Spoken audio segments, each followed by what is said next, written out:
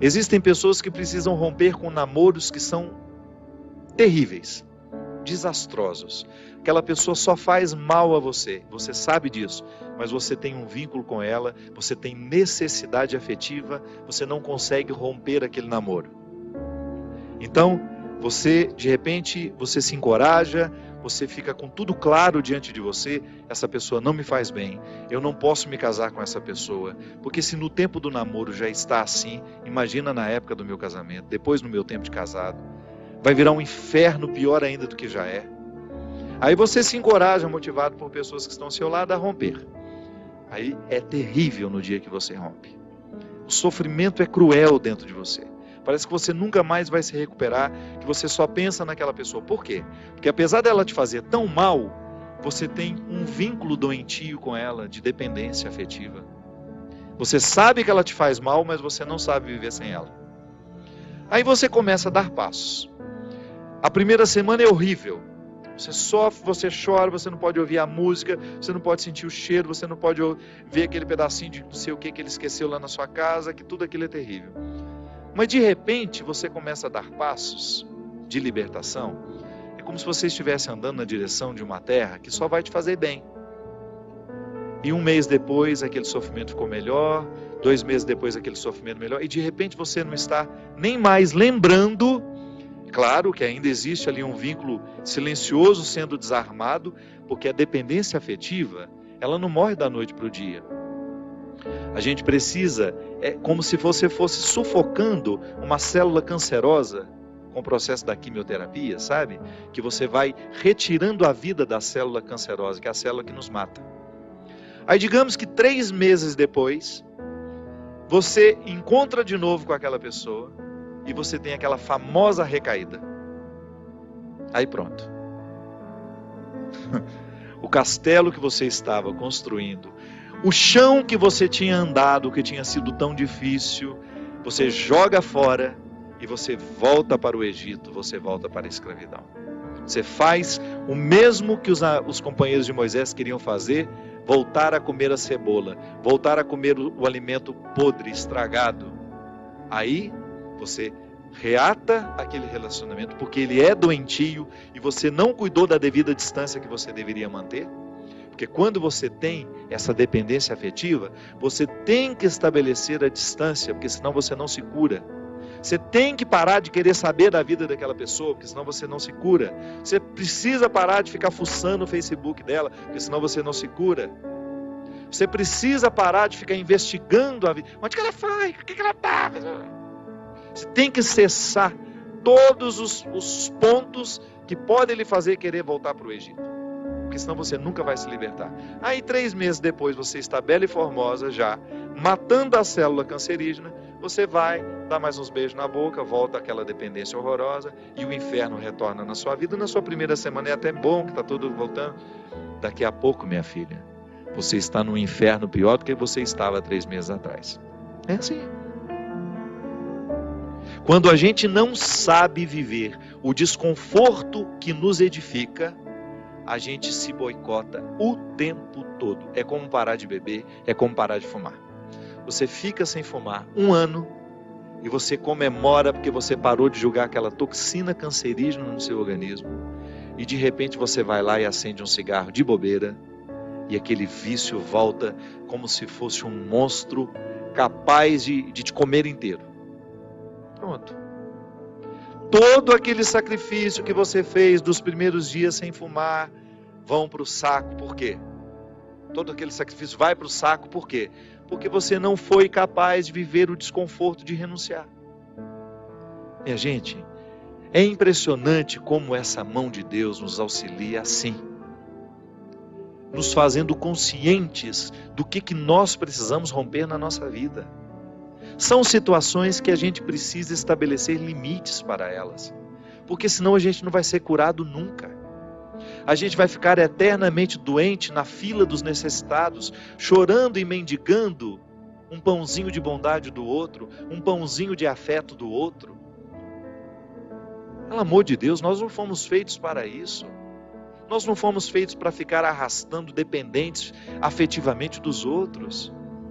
A gente foi feito para amar.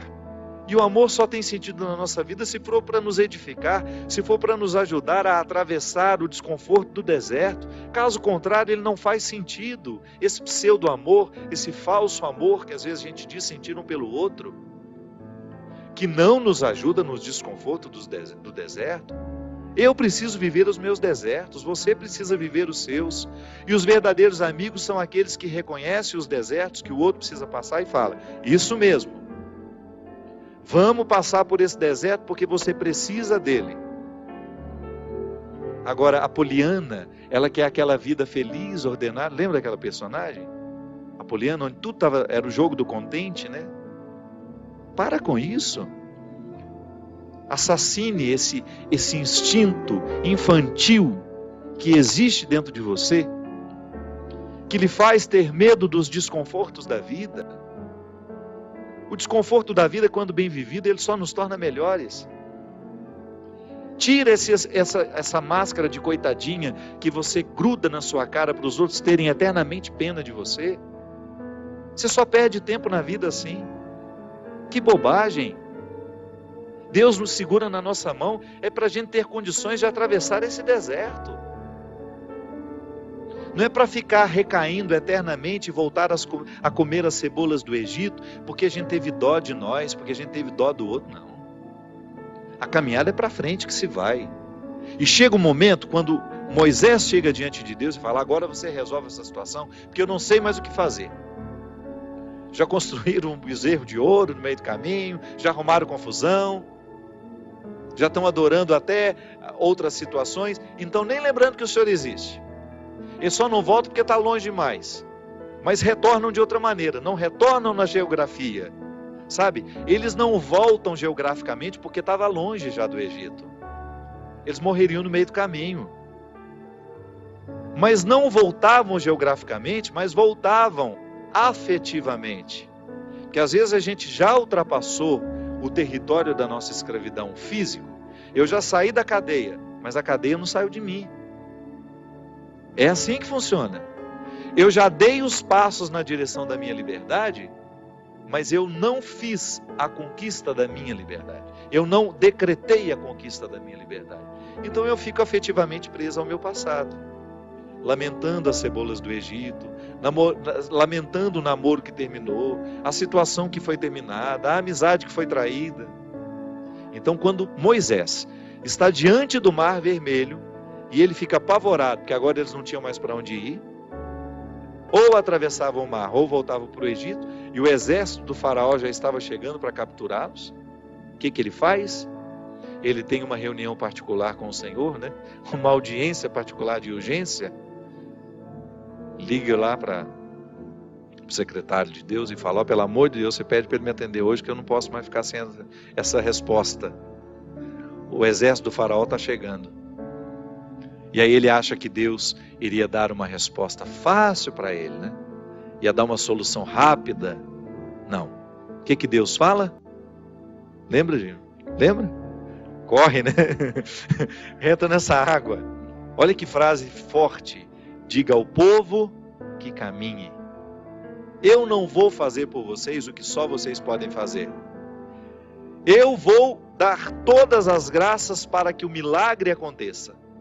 Eu vou fortalecer a coragem de vocês, mas se não colocar o pé na água, se não desafiar este mar, ele não se abre. E foi o que o povo fez. Moisés à frente, certamente, cheio de medo também, né? Ai, meu Pai de misericórdia, o que vai acontecer agora? Quando ele começou a entrar, a colocar os pés na água, Deus faz a sua parte. Minha gente, a nós nem importa se isso aconteceu dessa maneira mesmo. A nós interessa é o fato de que Deus faz diariamente isso na nossa vida. Sempre que eu me encorajo a vencer os mares que me desafiam, eu estou exercendo o cuidado de Deus na minha vida.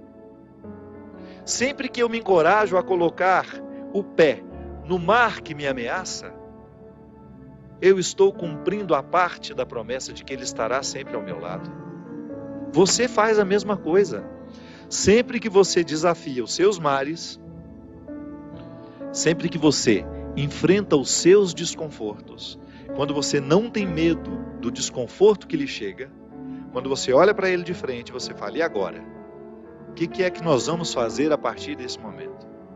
O que você me traz de bom? O que você está me desafiando? Eu vou aqui recrutar as minhas melhores partes, porque só isso me interessa. Se o desconforto me chega, eu preciso atravessar esse deserto para poder alcançar essa parte da terra prometida que me espera. É assim que funciona. Não há uma fórmula mágica para a vida. Ainda que a gente não acreditasse em Deus, nós teríamos de viver os desconfortos que nos fazem crescer. Ainda quem não crê em Deus precisa enfrentar os desconfortos de sua história, de sua existência. Agora é claro que quando a gente acredita em Deus, quando nós acreditamos de que existe alguém superior a nós, nos capacitando para a gente fazer a travessia, um conforto a mais nos é oferecido. Por isso, baseados na experiência deste conforto que eu já fiz, que você já fez, em muitos momentos, quando essa mão de Deus cuidou de nós, e que a gente dá continuidade ao processo de caminhada, de enfrentamento. É enfrentamento, a palavra é essa. Se a gente não vive os enfrentamentos diários dos nossos desertos, dos nossos conflitos, dos nossos medos, a gente nunca vai chegar ao conhecimento da terra que Ele nos preparou.